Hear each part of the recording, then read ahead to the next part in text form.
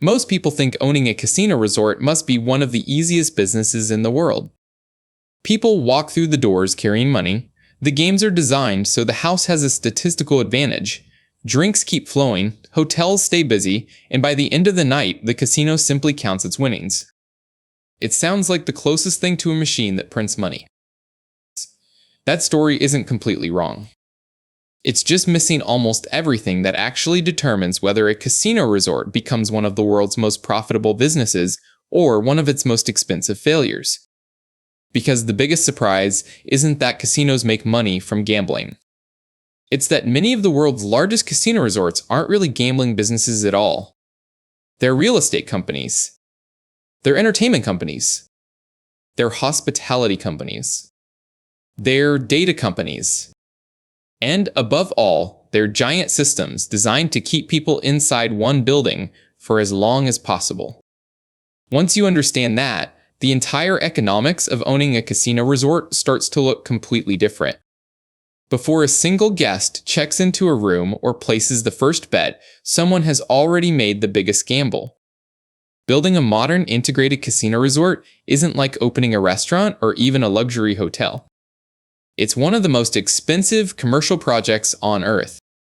Large casino resorts regularly require investments measured in billions of dollars. That price isn't just for slot machines and poker tables. You're paying for thousands of hotel rooms, massive convention centers, luxury shopping malls, restaurants run by celebrity chefs, theaters, pools, spas, security systems, parking garages, power infrastructure, digital surveillance, gaming technology, and in many jurisdictions, expensive licensing requirements that can take years to obtain. In places like Singapore or Macau, governments don't simply hand out casino licenses. Operators often compete through complex bidding processes where they're judged on financial strength, tourism plans, investment commitments, and long-term economic impact. Winning the license is only the beginning. Now you have to convince lenders and investors that enough people will keep visiting for decades to repay billions of dollars in construction costs. That means a casino resort begins life carrying enormous financial pressure. Long before the first roulette wheel spins. That pressure changes almost every business decision inside the property. If you walk into a casino, the gaming floor seems like the center of everything. Bright lights. Constant sounds. Rows of slot machines. Crowded tables. But economically, the casino floor functions more like the engine pulling an entire train. Its job isn't simply to earn gambling revenue. Its job is to attract customers who then spend money almost everywhere else. A guest who arrives for gambling might also book a luxury suite, eat at expensive restaurants, attend a concert, shop at designer stores, relax at the spa, pay for premium drinks, return later for a business conference. Every additional hour spent inside the resort increases the chance of another purchase. That's why casino resorts are designed almost like miniature cities. Every business supports every other business. Remove one piece, and the economics begin to weaken. This creates one of the industry's biggest contradictions. Some parts of the resort don't need to maximize profit individually. They only need to increase total spending. A restaurant may generate modest margins. A spectacular fountain show might cost millions to build. Luxury hotel upgrades may seem expensive. Yet if those attractions encourage guests to stay one extra night or gamble longer, they've already justified themselves. Viewed individually, they may appear inefficient. Viewed as one economic system, they're highly effective. That's why integrated resorts continue investing enormous amounts in attractions that appear unrelated to gambling. They're increasing customer lifetime value, not maximizing one department. Then there's another misconception.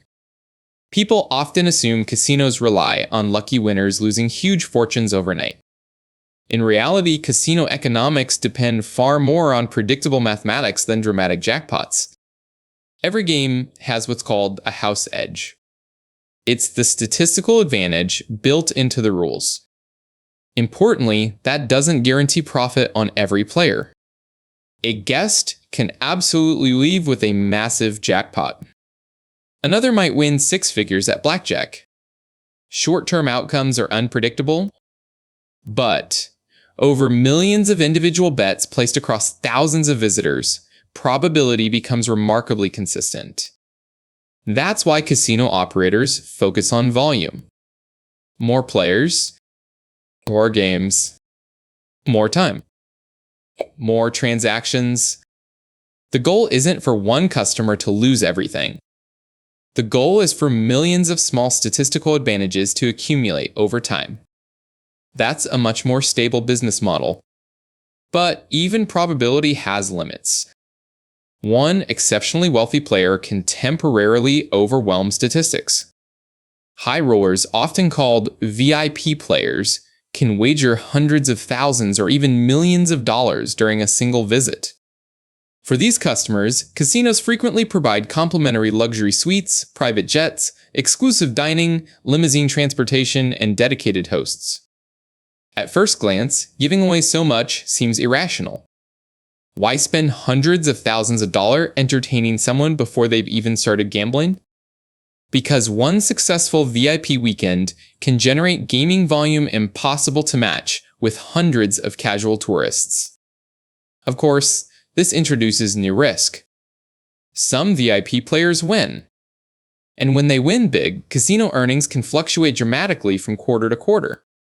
Publicly traded casino companies often remind investors not to judge performance based solely on VIP results, because luck can temporarily outweigh probability.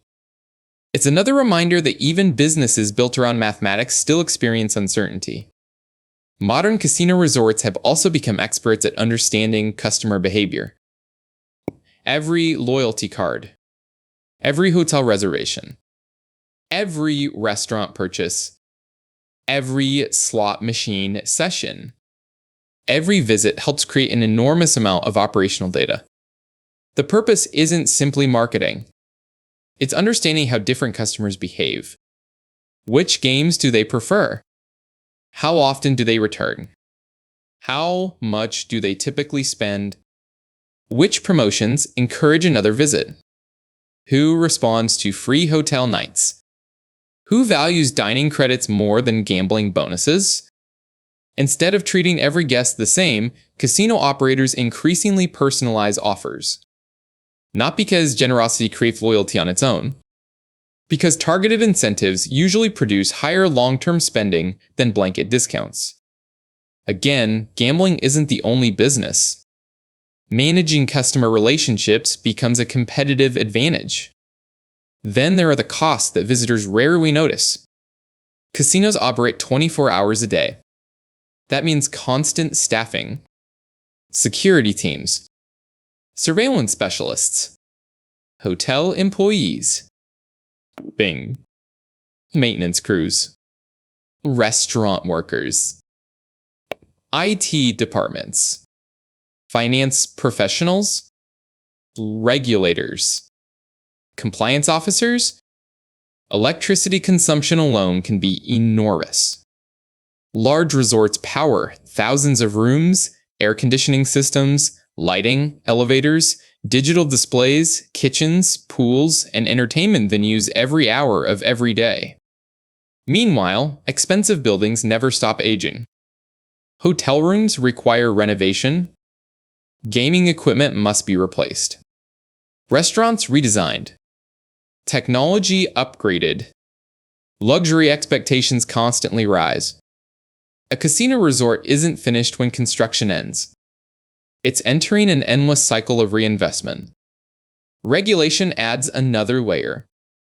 Unlike many businesses, casinos operate under strict oversight because governments want to prevent money laundering, fraud, tax evasion, and criminal activity.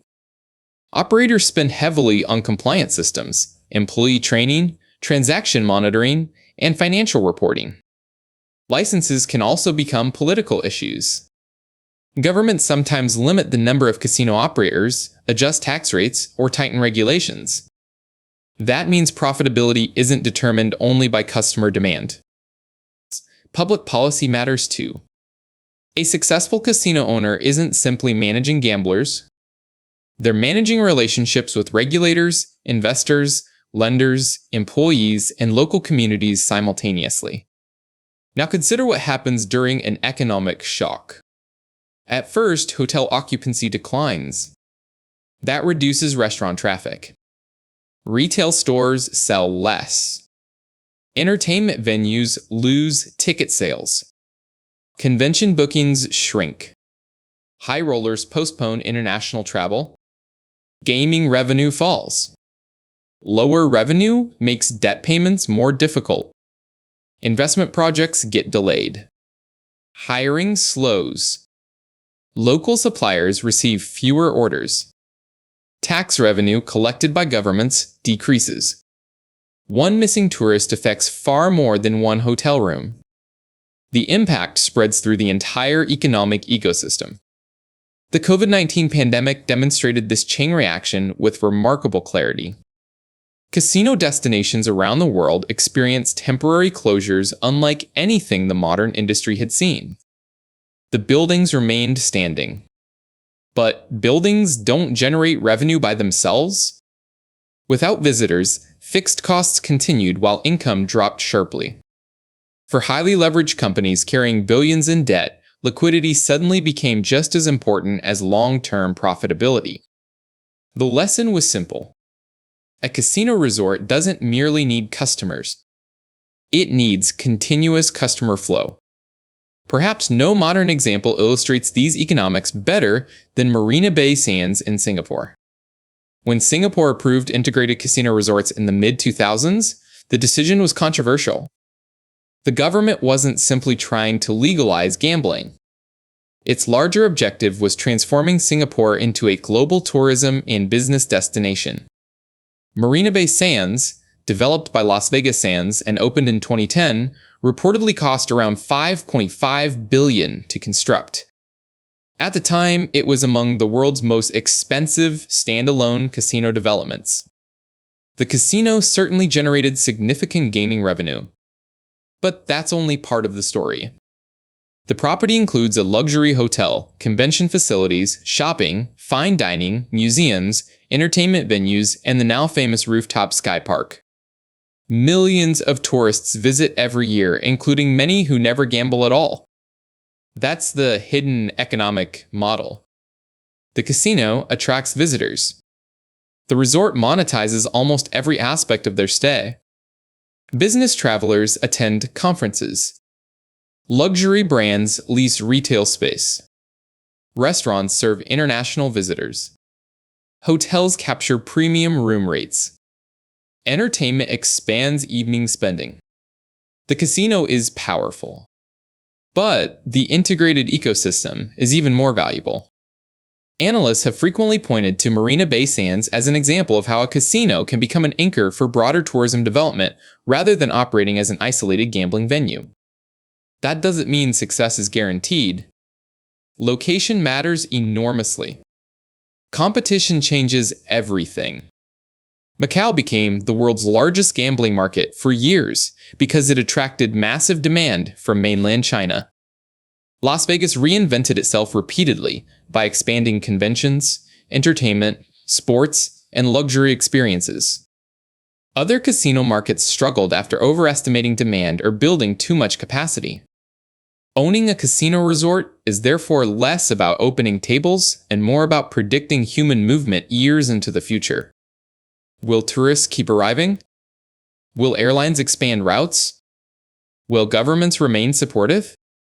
Will business travel recover? Will consumer preferences change? These questions matter just as much as blackjack odds. The irony is that visitors usually remember the excitement, the architecture, the lights, the jackpots, the concerts, the luxury. Owners remember something very different. Debt schedules, occupancy rates, gaming yield, Operating margins, customer acquisition costs, capital expenditure, regulatory compliance, cash flow. Behind every glamorous casino floor sits one of the most complicated operating businesses in hospitality. And that's why the biggest misconception about casino ownership isn't that gambling makes money. It's believing gambling is the whole business. In reality, gambling is often the magnet. The real business is building an ecosystem where hotels, entertainment, retail, dining, conventions, data, finance, and customer psychology reinforce one another. When everything works together, the results can be extraordinary. When one major component weakens, the effects spread surprisingly fast. So, is owning a casino resort a license to print money? In the best case scenario, a well-located integrated resort becomes a long-term cash-generating asset that attracts millions of visitors, supports thousands of jobs, and creates multiple streams of recurring revenue. In the realistic successful scenario, profitability depends on disciplined management, continuous reinvestment, careful regulation, and adapting to changing tourism and consumer trends. In the negative scenario, rising debt, declining visitation, stronger competition, or economic shocks can quickly turn an impressive landmark into a financially strained business. And in the worst case, the casino floor keeps operating while the economics underneath quietly deteriorate until the entire system requires restructuring or new investment. That's the deeper lesson. A casino resort doesn't succeed because people gamble. It succeeds because it convinces millions of people to spend time, attention, and money inside a carefully designed economic ecosystem. In the end, owning a casino resort isn't really about betting against players. It's about making one enormous bet that an entire destination will remain irresistible for decades.